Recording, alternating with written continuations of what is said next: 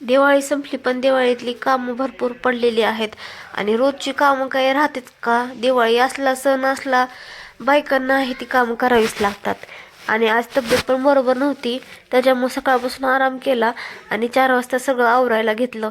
घर वगैरे आवरून घेतलं, रोजची सगळी कामे आवरून घेतली आणि मग म्हणलं चला थोडंसं फ्रेश होऊया. मग माझे केस विंचरत होते मी, पण केस एवढे माझे बेकार झालेत, नुसते ड्राय झालेत. काय त्या केसांना आकारच राहिला नाही. शाळा कॉलेजमध्ये असताना कसे होते केस आणि आता तर नुसती शेपटीच राहिले. केसांकडे बघून लाज वाटायला लागली नुसती.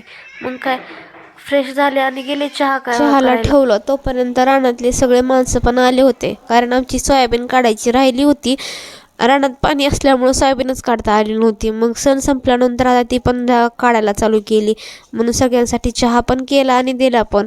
संध्याकाळी आम्ही मस्त छान अशी साडी वेअर केली. तर आज होता भाऊबीज आणि भाऊबीज आमच्या ताईंसाठी खूप स्पेशल होती. पण आम्ही काही असं आटासानं कुठली गोष्ट करायला गेलो की आमच्या कुठल्याही गोष्टीला नजरच लागते असं म्हणायला काही हरकत नाही. कारण लाईट गेली आणि सगळा पचका झाला. मग आमच्या आजीने स्वयंपाक करायला बसले, कारण आज भाऊजी म्हणले मी माझ्या हातचा स्पेशल खिचडी भात बनवतो. मग लाईट आली आणि लाईट आल्यानंतर लगेचच आम्ही भाऊबीजेचा कार्यक्रम उरकून घेतला आणि या रूममध्ये सगळे आमचे फॅमिली मेंबर येऊन फोटो सेशन चालू झालं. तर आमचा पूर्ण दिवस असा गेला आणि खूप एन्जॉय केला. भेटू उद्याच्या व्लॉगमध्ये, तोपर्यंत बाय.